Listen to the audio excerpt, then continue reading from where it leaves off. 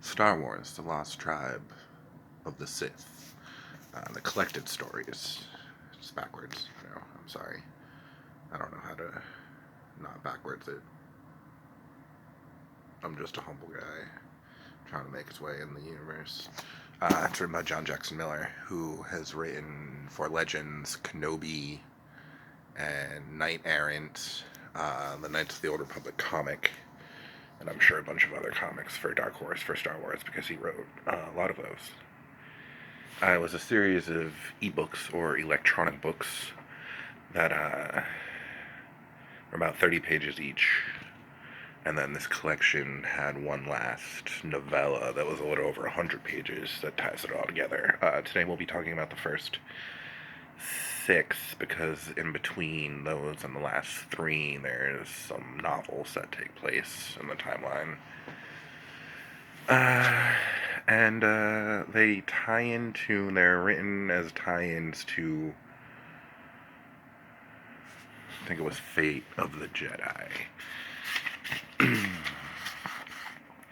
Fate of the Jedi, which we'll get to towards the end of these. It's the last series that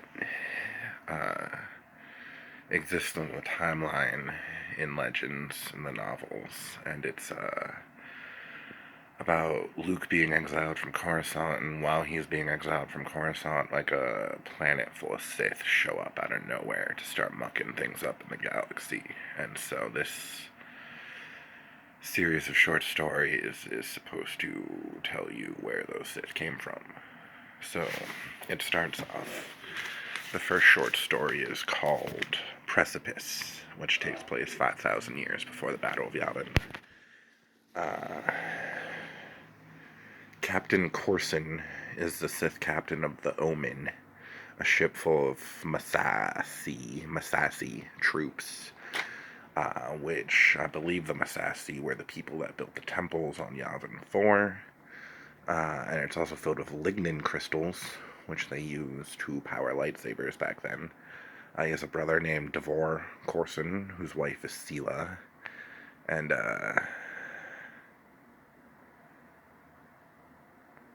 the overall picture of the Sith in the galaxy at that point is that they're ruled by Lord Naga Sadow. Red Sith or pure-blooded Sith, like their skin is red. They're in control of their own little corner of the galaxy, and Sadow is starting to pump Sith into the larger part of the galaxy. And so, the Omen was supposed to be bringing crystals back so that they could power lightsabers so they could fight, but it crash lands onto a planet called Kesh. And there's an electromagnetic field around it, so they can't get any signals out. And the ship is fudged up. So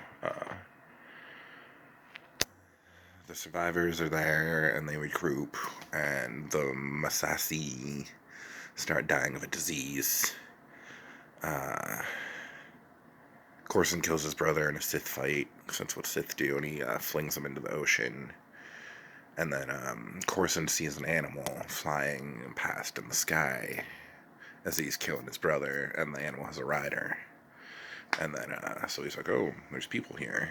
And then all the Massassi die of disease, and the dead dude's wife vows vengeance against her, would be brother-in-law, I think, right? And that's all that happens in Precipice, essentially. It's about 30 pages. It takes place all from Captain Corson's point of view. And then the next one is called Skyborn, and it all takes place from the point of view of a Kashiri woman named Adari. And as we meet her, she's being branded a heretic by the Kashiri because she believes in science, and they're like a planet that believes in religion, and like Skyborn, the name of the thing. Skyborn people are the gods. And so a volcano explodes, and people assume that it's because the gods are mad at her for being a heretic, and everyone on this planet, not everyone, but the warriors and the upper class of this people fly around on these flying things called UVACs. And so she takes her dead husband's evac and flies away. Because once the volcano explodes, everyone is really out for her and like being like, "You're a heretic, we gotta kill you," or whatever. And so as she flies away, she sees Captain Corson kill his brother with the Force, and she's like, "Oh, I can use these people." And so she tells her people that they are the Skyborn, the old gods, and that she knows they're from space secretly. She doesn't tell her people this. And she knows they're stuck on the planet because there's no metal in the ground of the planet, so they can't mine anything to fix their ship. And that's the end of that one. Paragon takes place 15 years later, and it's told from Sila's point of view, the widow of the dead guy. So Captain Corson holds his court, and the Sith are trying to get a signal out, and they argue about it. And Sila has a son named Jar-Iad, and she starts a secret Sith eugenics program to get rid of the red pure Sith and to have human Sith be the only Sith, because I believe she's human.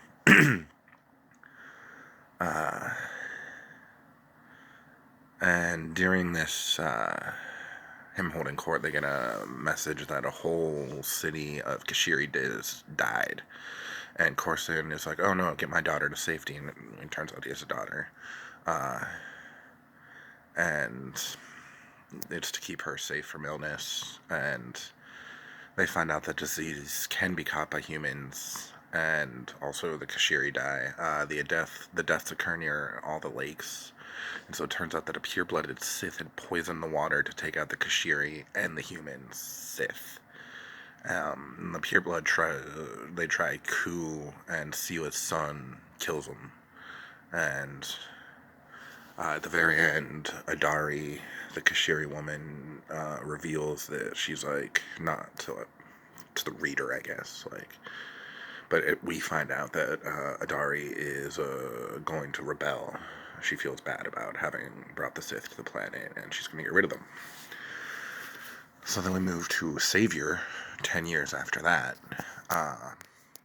So the native village is now a Sith capital, and the Kashiri are becoming slaves to the Sith.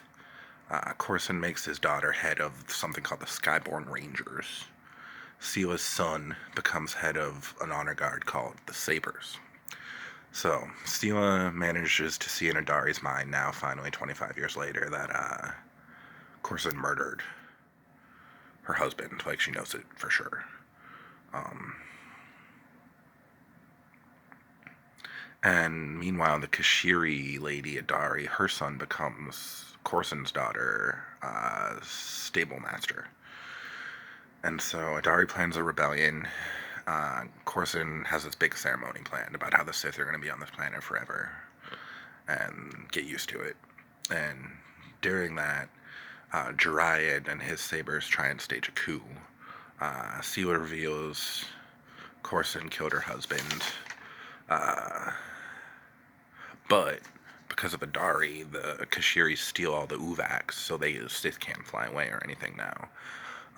But Corson's daughter, Nita, flies in with a bunch of evacs because it turns out that he had been training her to be his successor, and she had a network of Kashiri where she found out about the plot and managed to stop it in her city at least. And Adari's son, it turns out the stable boy was the betrayer and told her all about it. And so thousands of Kashiri still fly away with Adari to like a land far away.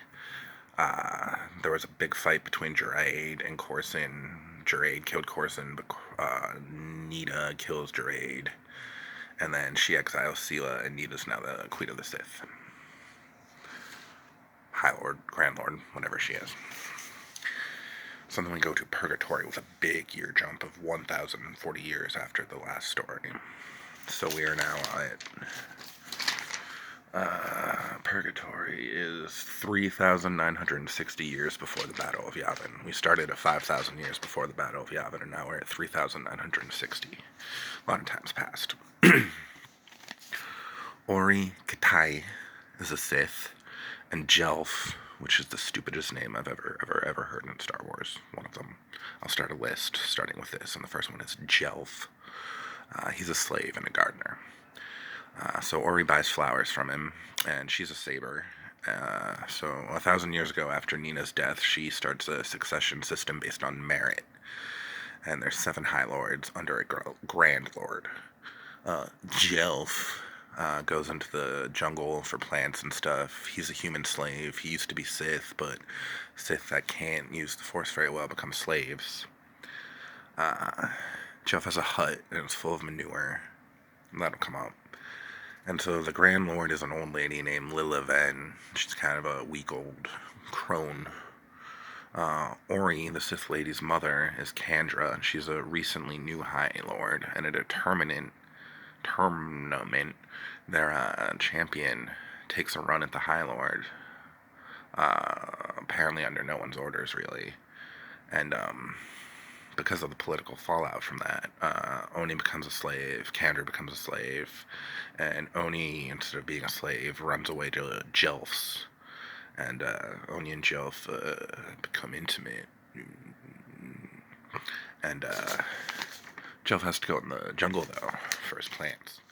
And so Ori's left alone in his hut, and her rival Sith people find her, and they take her lightsaber under decree, and they give her a lightsaber. They take her lightsaber and they give her a shovel instead. And so she freaks out that they gave her a shovel, and she starts hitting stuff in anger, and she knocks a bunch of stuff over, and she goes into the hut and she starts hitting the poop. It's just gross, but when she does that, she hears a clang, and it turns out that Jelf has a spaceship under the poop in his hut. And meanwhile, Jelf in the jungle feels a disturbance in the Force because he is actually a Jedi this whole time instead. And so Sentinel is the next story. It takes place almost immediately after. And so it turns out Jelf is from a world devastated by Exar Kun, who's an old Jedi from the Tales of the Jedi, Dark Horse Star Wars comic. Not Jedi, Sith. He's an old Sith. Sorry. And so Jelf, the Jedi, falls in with the Dreys from the KOTOR comics, which John Jackson Miller also wrote, and they were like a sect of Jedi. Lucian Drey and his mom, they formed a sect of Jedi whose sole purpose was to stop the Sith from coming back into the galaxy. And so the Mandalorian War caused a schism with that, and Lucian Drey was revealed to have done a bunch of messed up stuff. And so Jelf is outcast from the Order, and so, he crash lands on this planet at some point. So now Ori sneaks back to the city, finds her mom mucking stalls, and she tells her about Jelf's ship, and the mom tells her to go tell the 4 High Lords. And meanwhile, Jelf sneaks back into the city, and they find each other, Ori and Jelf too, somehow, on top of an aqueduct, and then they fight, and then Jelf tells her that the Sith are extinct in the further galaxy, and that, messes Ori up, and she's like, well, now what do I do? And then they're like, well, let's become friends, and then she's like, oh no, but I already told the High Lords they're gonna be at your house to find the spaceship. And so they trick a ranger, and they steal the Uvag, and they fly to his house, but Kandra, her mom, sold them out to the Grand High Lord, who's there, and she steals the ship. But Jelf had it rigged to explode with explosives underground and cables attached to the ship, so if you didn't undo the explosive cables, to pull the pins and just... And so, ship explodes. Jelf and Ori run into the jungle, where it turns out he wasn't looking for plants, he had a comm transmitter. And he hears a transmission that Revan is out there, and that the Republic and the Jedi are at war, and that it's a bad place to be. And so Jelf and Ori both leave their respective orders and start a new life together at a hut on Kesh. This second time around, I think I really enjoyed it. It's slow, and it's all world building, really, but it's good world building. And I enjoyed and appreciated it. I don't really care for the Sith. I don't really care for Jelf, but the individual characters were good, and I think that's because of John Jackson Miller. He's a good writer. Would I recommend it? Not really. Not unless you really like the Sith or want to learn about. What's the truck driving by? I'm loud. No, I'm a truck. Not unless you want to learn about the Sith and specifically the specific Sith, but also a little bit about the Sith in the general galaxy. Like I said, it's very well written, rotating points of view, third person. There's action. There's not a lot of it, but there is some. Characterization's really good. The descriptions are really good. Overall, I would give it 3 UVACs out of 5.